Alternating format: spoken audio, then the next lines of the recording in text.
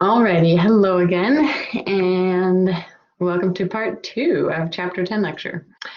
So here we're just picking back up with the micronutrients that support antioxidation.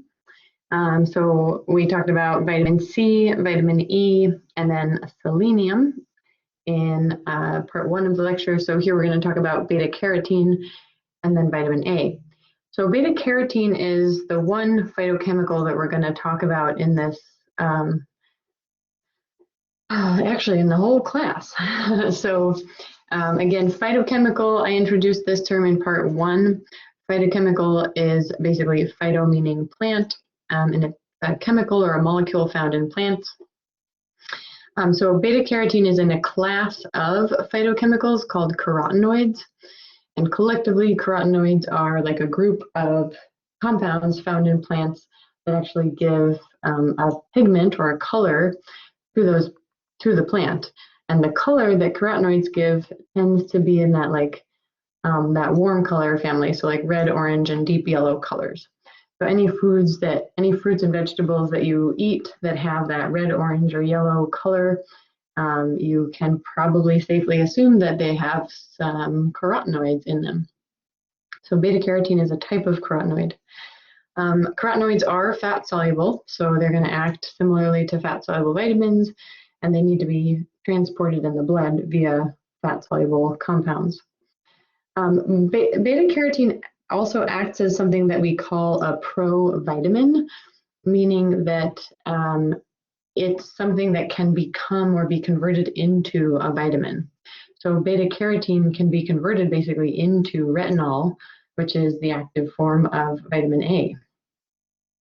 So beta-carotene is, we talk about it here because of its role as a provitamin, because of its role as this like precursor to vitamin A. So again, here's so this is actually similar to when we talked about vitamin E and the tocopherol equivalents, the alpha tocopherol equivalents. When we talk about the amount of beta-carotene in a food, we express it as retinol activity equivalents, or RAE, because we're kind of interested in how much vitamin A that beta-carotene can make. So we're less interested in the amount of beta-carotene per se, and we're interested in the actual amount of active vitamin A that it can make. So we talk about the amount of beta-carotene in a food as retinol activity equivalents. So here are, so here's beta-carotene, and then here are 2 molecules of retinol that can be formed from beta-carotene. And so again, you can kind of notice like this carbon chain and like at least a ringed structure. So hopefully, again, just like with vitamin E, with tocopherol, we saw that, or alpha tocopherol, I should say, we saw that the chemical structure resembles fat lipid compounds quite a bit. So fatty acid tails and almost like a sterile ring backbone. So what are some of the other functions of beta-carotene? So beta-carotene can also act as kind of a weak antioxidant when compared to vitamin E, can support like antioxidation of lipids in the cell membranes. It can support the immune system by assisting with antioxidation in the immune system reactions. Beta-carotene can also be a great protective factor for our skin when we are overexposed to UV radiation. Beta-carotene can protect our eyes also from damage, which can delay age-related vision impairment. So that's part of why people always say eat your carrots, to have good eyesight, because carrots are a good source of beta-carotene. And then we also see that good intake of carotenoids tends to be strongly associated with a decreased risk for cancer development. As we saw in part 1 of this lecture, there is no RDA established for beta-carotene because it's not considered an essential nutrient. Food sources, as we said, are going to be any sort of fruit and vegetable. Again, it has to be a plant food because it's a phytochemical. So any sort of fruit or vegetable that has the red, orange, or yellow color to it. Also, interestingly, deep green vegetables like spinach, or even I don't want to say like kale or collard greens. These can also be a source of beta carotene. They don't have the dark color, actually, just because they have so much chlorophyll, and chlorophyll is also a pigment, and it's a stronger pigment than beta carotene. So some deep green colored vegetables are also a source of beta carotene. They're just a different color because they have another color pigment in them.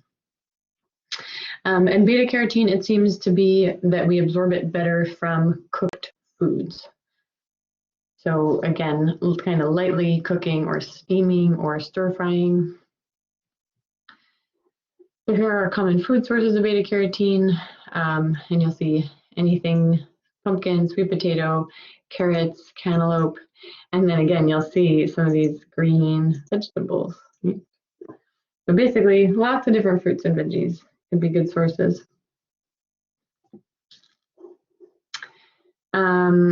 So beta-carotene requirements, again, there is no established RDA. As far as not consuming enough goes, there are no known deficiency symptoms associated. Again, it's not considered an essential nutrient. There can be some issues with consuming too much.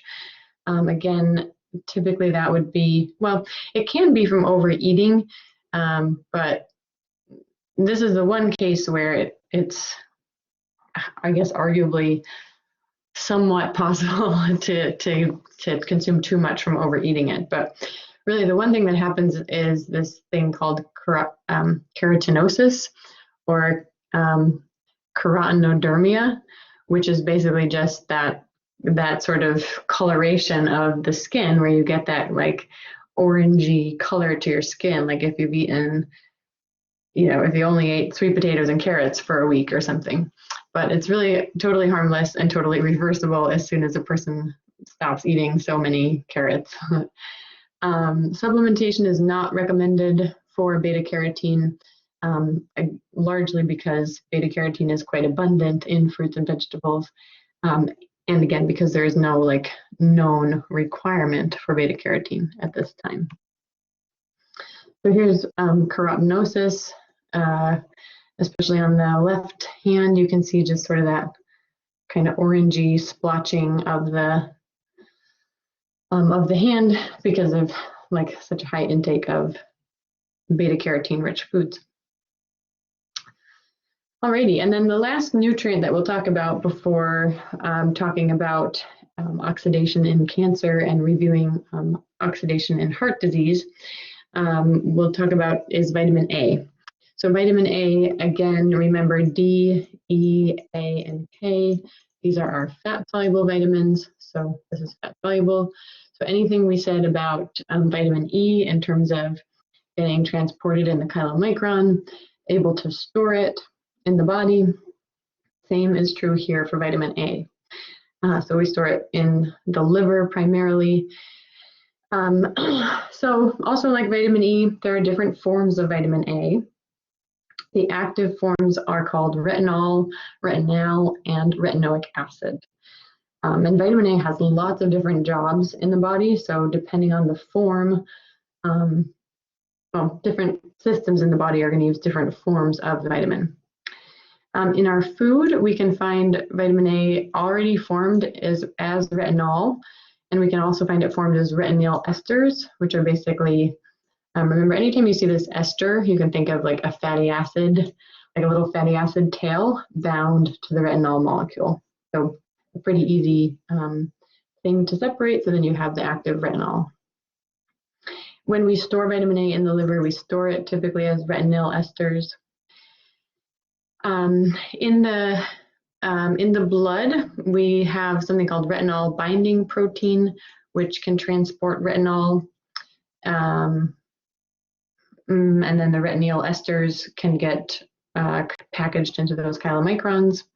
Again, the RDA and the amounts of vitamin A in our food are going to get expressed as retinol activity equivalents. And sometimes this term international units would be used in addition to or in place of retinol activity equivalents. So the active forms, retinol, retinal, and retinoic acid. Retinol and retinal, as you can see, kind of work together. So they can, oftentimes, like retinol will be formed into retinal in the process of whatever body system it is. Like we're going to look at how our vision works. And we're going to see that retinal is kind of the more active form here, but then it, in doing its job, it gets converted back to retinol, and then retinol can get converted back to retinal. So they recycle a lot. So you'll see that the body systems in which they work are the same. So vision, sexual reproduction, bone health, and immune health, or immune function. And then retinoic acid, we see that also in bone health and immune function, and then specifically in cell differentiation. So kind of like the latter parts of sexual reproduction. So we're going to highlight vitamin A here in its function in the vision process. Let's see, vitamin A does also act as an antioxidant. That's part of why it's in this lecture, but we're really going to highlight it for its role in vision.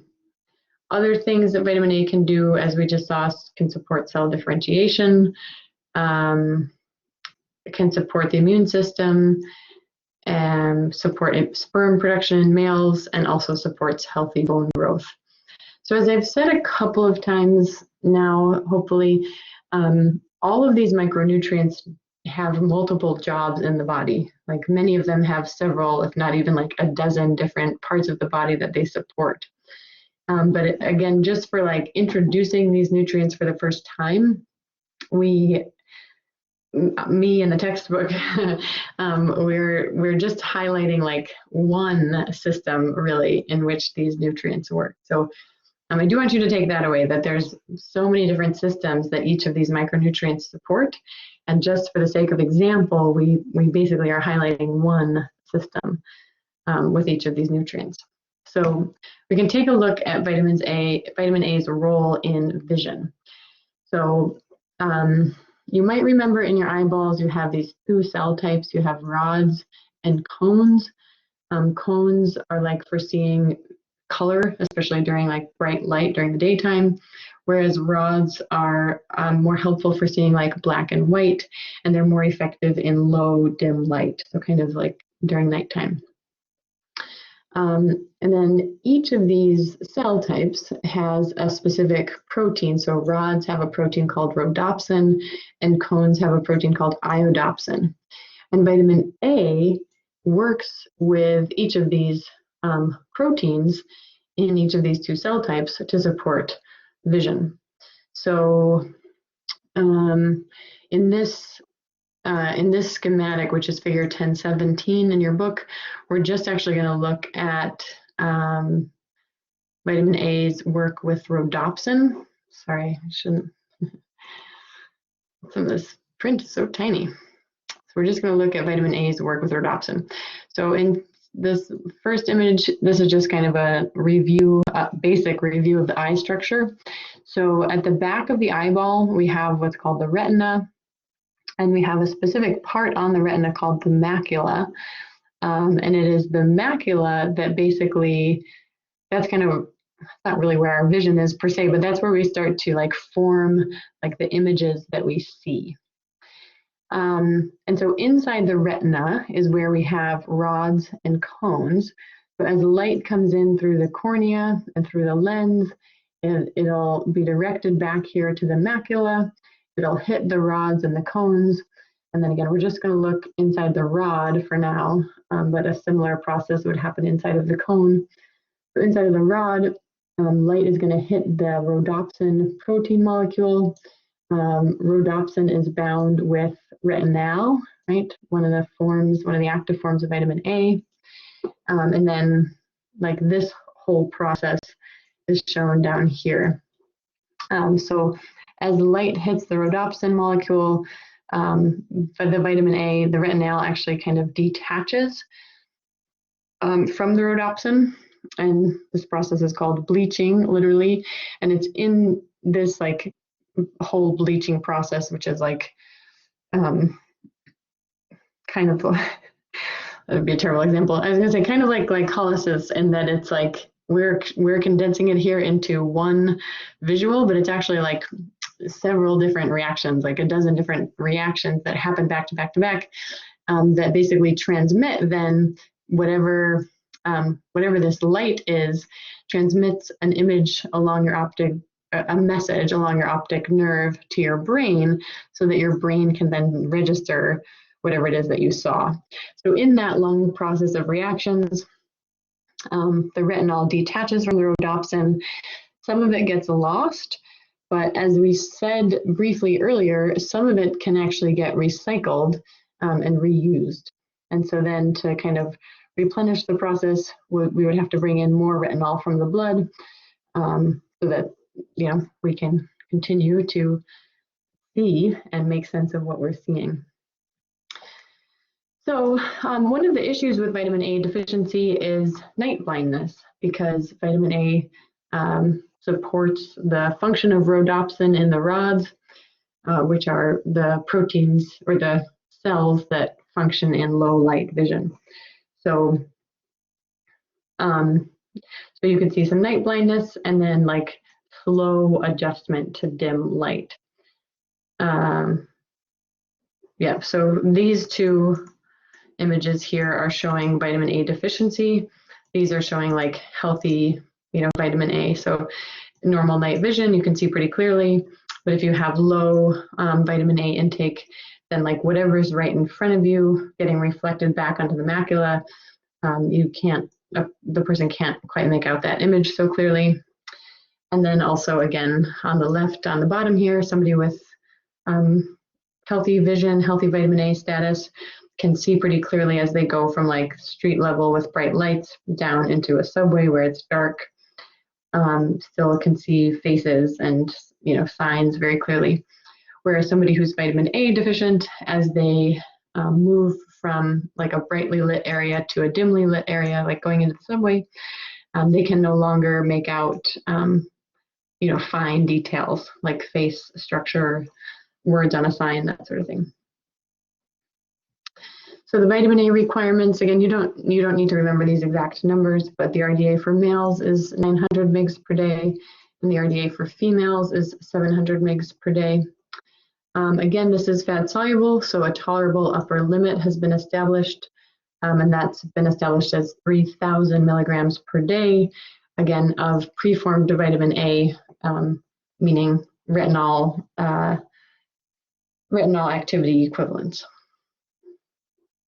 Where do we find vitamin A in our food?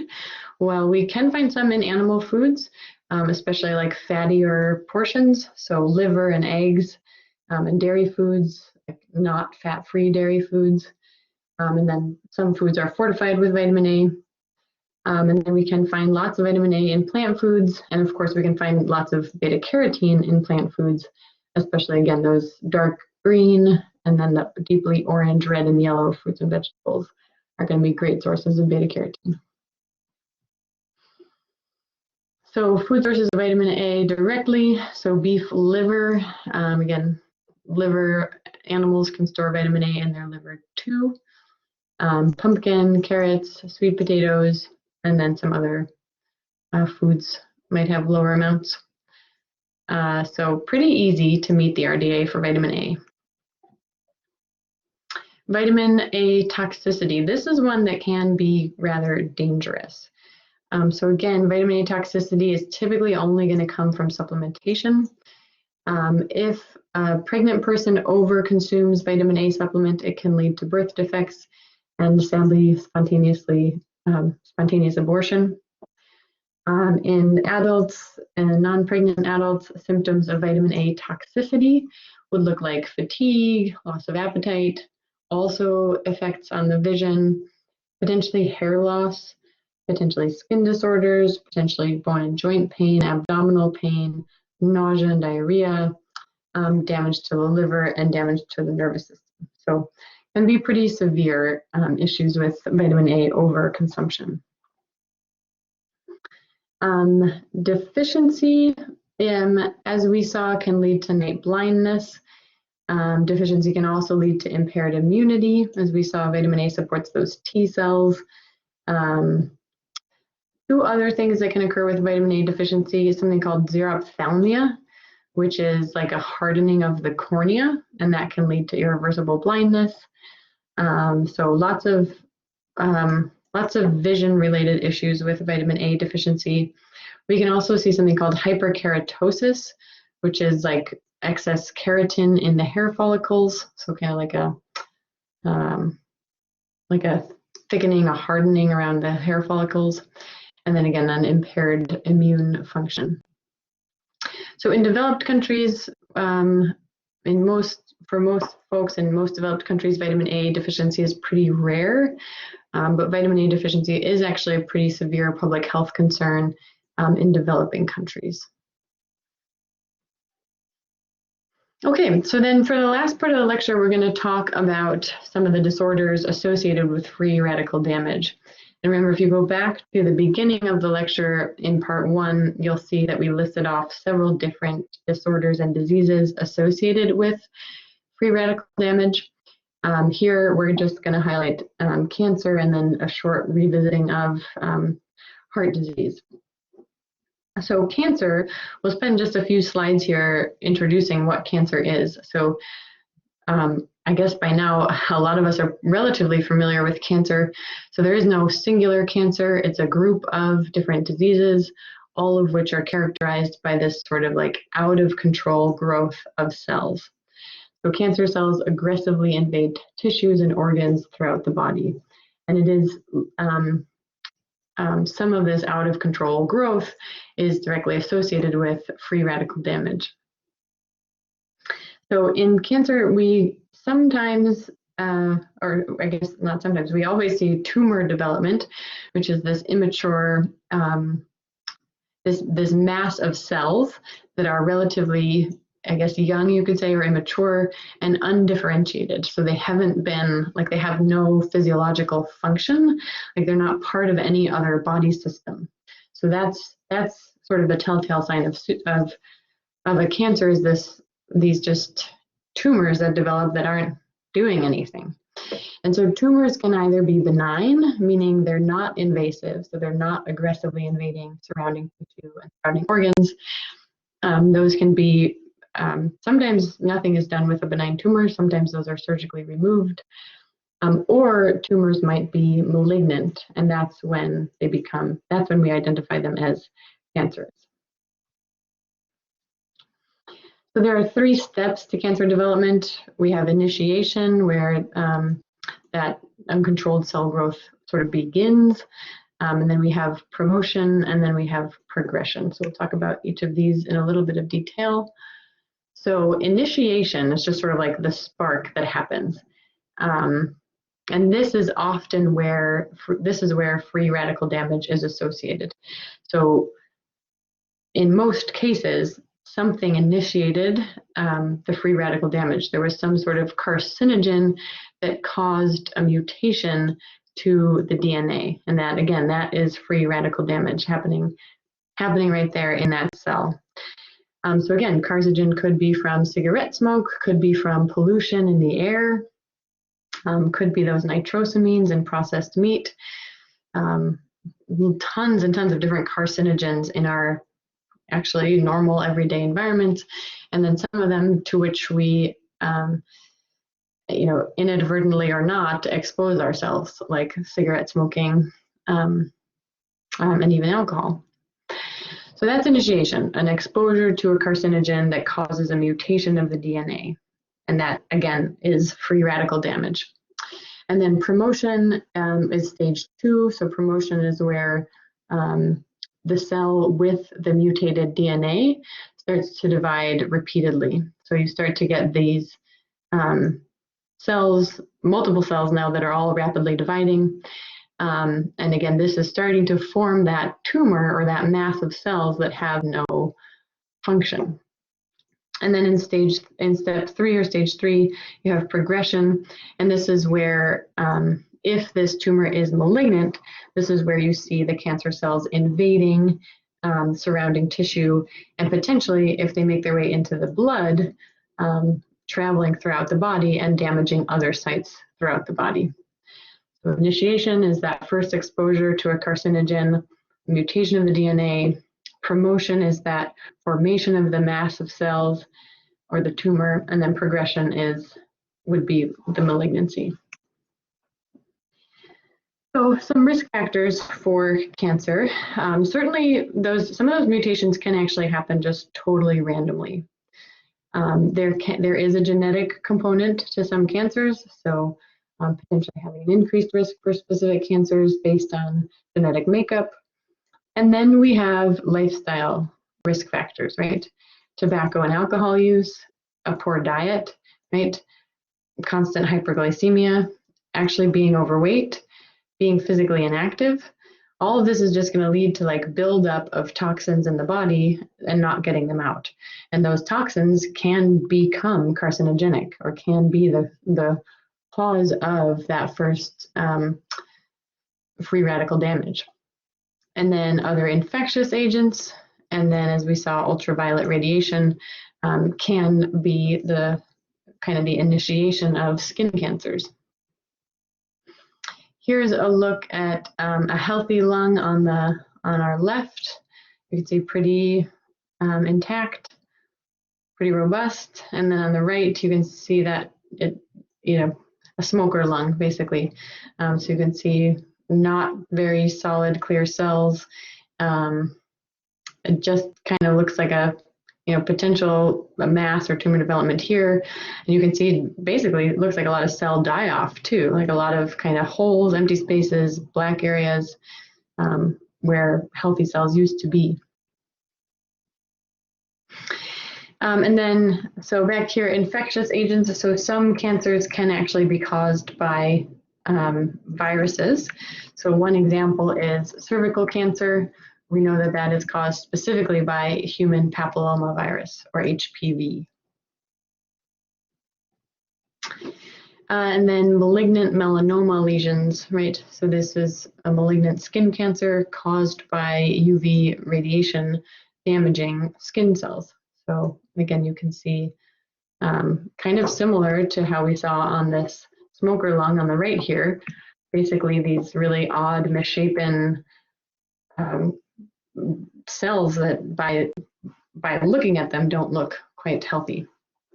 So there are actually 5 qualities that are often used in diagnosing, can be used in diagnosing, short of a biopsy, malignant melanoma. So if you see this sort of blotchy thing on the skin, you'd want to be looking for the ABCDE characteristics. So you'd want to see that it's an asymmetrical blob.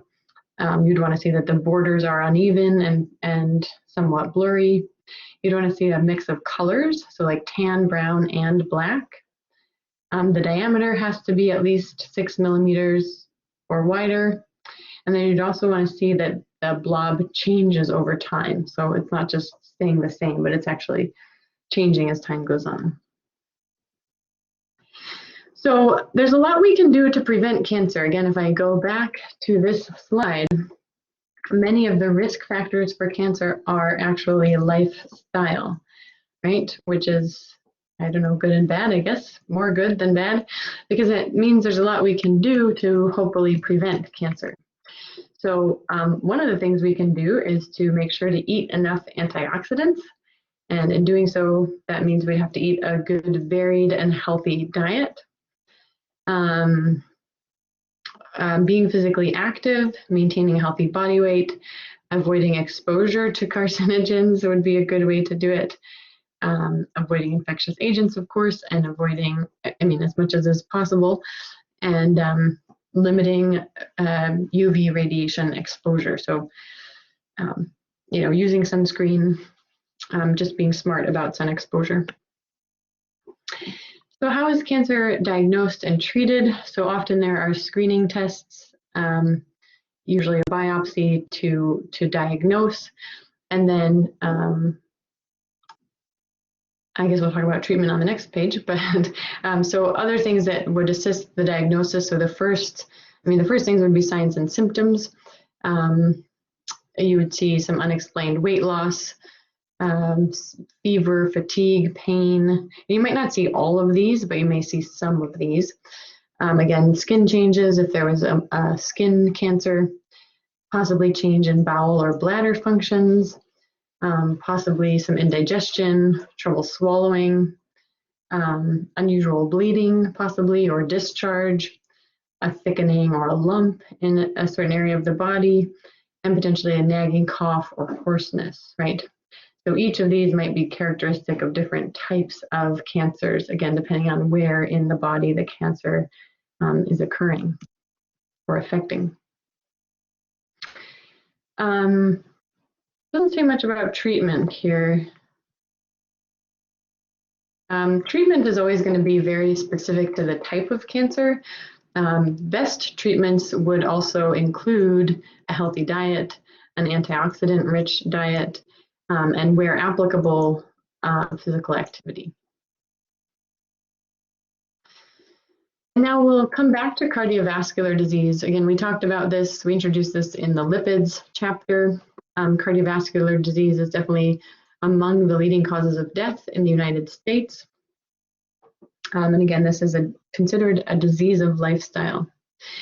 So cardiovascular disease is like a group of diseases that affect the heart and the blood vessels. So we have coronary heart disease, we have hypertension, and we have atherosclerosis, which is that plaque buildup and the hardening of the arteries. Primary manifestations of cardiovascular disease, so the primary ways that this disease has strong negative impact on a person would be heart attack and stroke. So again, like a rupture of a blood vessel that supplies the heart would be heart attack, or a rupture of a blood vessel that supplies the brain would be a stroke. Risk factors for cardiovascular disease. These are all lifestyle diseases. Cardiovascular disease, really interesting if you go on to study public health or global health or nutrition, and potentially medicine, hopefully you'll come to know that cardiovascular disease is relatively rare in countries around the world that don't have what we now call a westernized diet.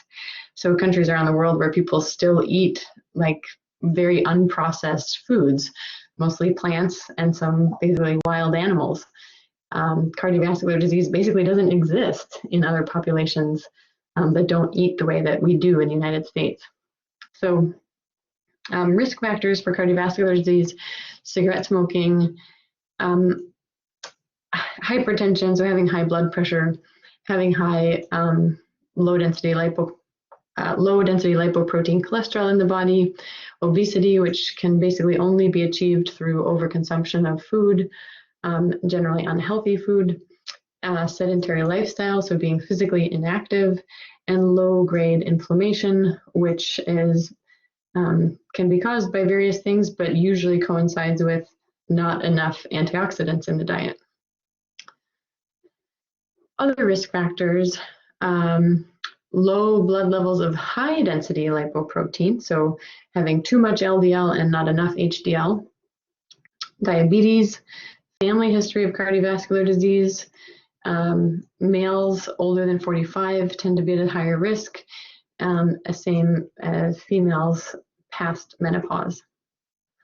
So some of these things are, you can't really address your age. You can't really change your family history once it's occurred, but check and see, if you have a family history or if a person has a family history, how did those people develop the disease? All of these other risk factors are lifestyle factors, right? So potentially we're not saying here that there's a genetic risk factor for cardiovascular disease. There is potentially a genetic risk factor, a very rare genetic risk factor for having high blood cholesterol levels. particularly LDL. But otherwise, everything here is behavior. Everything here is by choice. So because low-grade inflammation is the risk factor that is associated with free radical damage, we'll talk about that here in more detail. So low-grade inflammation, actually, I'm glad your textbook points this out. It may prove to be a more important risk factor than simply having elevated cholesterol levels. You can have your doctor check inflammation levels by looking at what's called C-reactive protein. That's right now, as far as we know, that's the best way to, the best indicator of inflammation in the body. So in cardiovascular disease, having low-grade inflammation, meaning like you're sort of chronically inflamed, like there's inflammation in your body and it's not going away. And let's even back up a little bit and recall what inflammation is, right?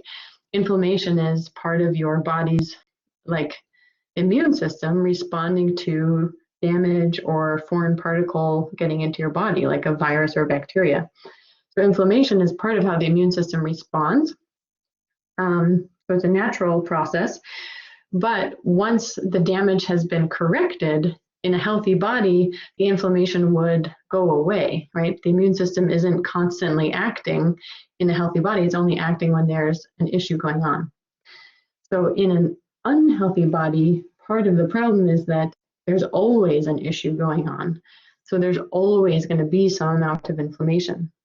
And then coupled with not enough antioxidants, not enough anti-inflammatory compounds in that body to support like an end to the inflammatory process. So that's basically what low-grade inflammation is, sometimes also referred to as chronic inflammation or sometimes chronic low-grade inflammation. Basically just meaning this inflammation that exists and persists and doesn't go away. So this can be a risk factor in cardiovascular disease because when we have this chronic low-grade inflammation, it makes that plaque that's been building up in the blood vessels, it basically makes that plaque very fragile or weak. And when plaque is weak or fragile, it's much more likely to burst or break away. And so if that plaque bursts, that can cause heart attack or stroke by closing off the blood supply.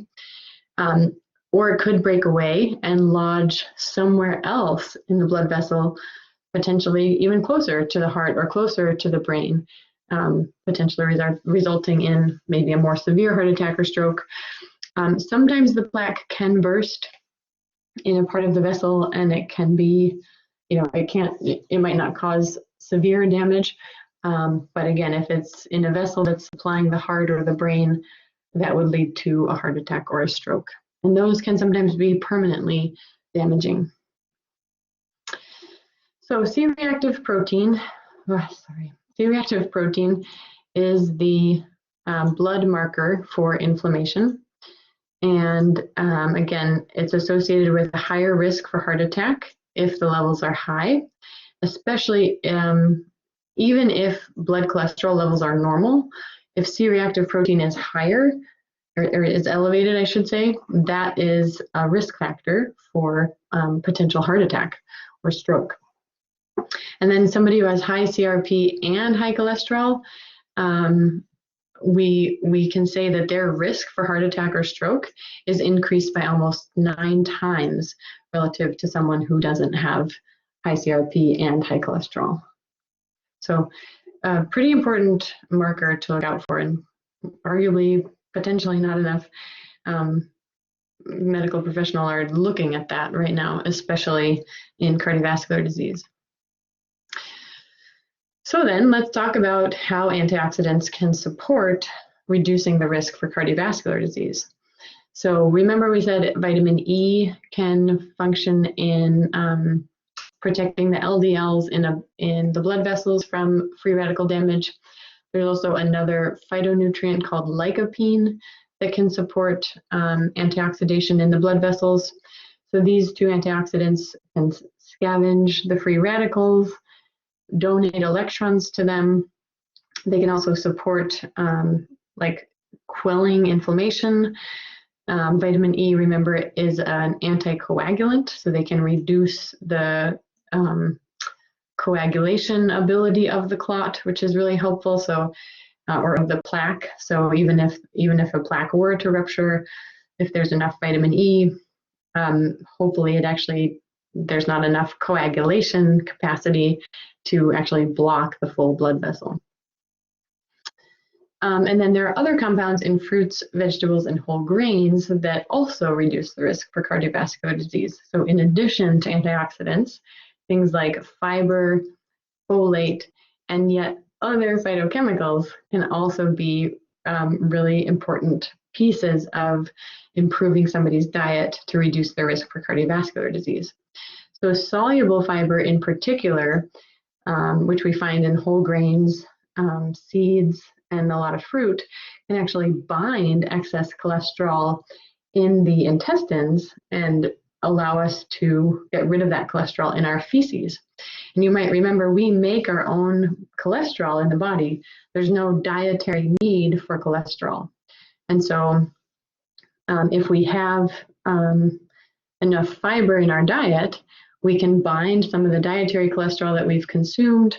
We can also even bind some of the cholesterol that's in the bile and get that out of the body too. Otherwise, our bodies will reabsorb cholesterol or absorb cholesterol if it's available to absorb out of the intestines. So soluble fiber is a really, really, really powerful way of reducing blood cholesterol because we literally bind the cholesterol in our guts, making it so that there's less cholesterol to reabsorb. And then folate, you might remember, we talked about this homocysteine molecule. Homocysteine is another risk factor for cardiovascular disease. So folate can help convert homocysteine to a less dangerous compound. B12 also supports that, as well as B6. And then other phytochemicals, such as flavonoids, can also have sort of an antioxidant effect. And an anti-inflammatory effect as well. So we find flavonoids in a variety of teas like green tea, berries, soybeans, and flax seeds. So all of these can be support sort of anti-inflammation. So this is the last slide for this chapter. So this is figure 10.25 at the end of your book. And this I think is really fun, just kind of an FYI. You don't need to study this or know it for our class, but it goes over 5 different classes of phytochemicals.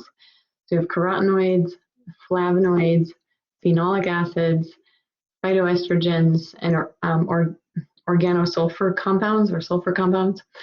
So you can read through and see some of what we know so far about the health effects of these different phytonutrients.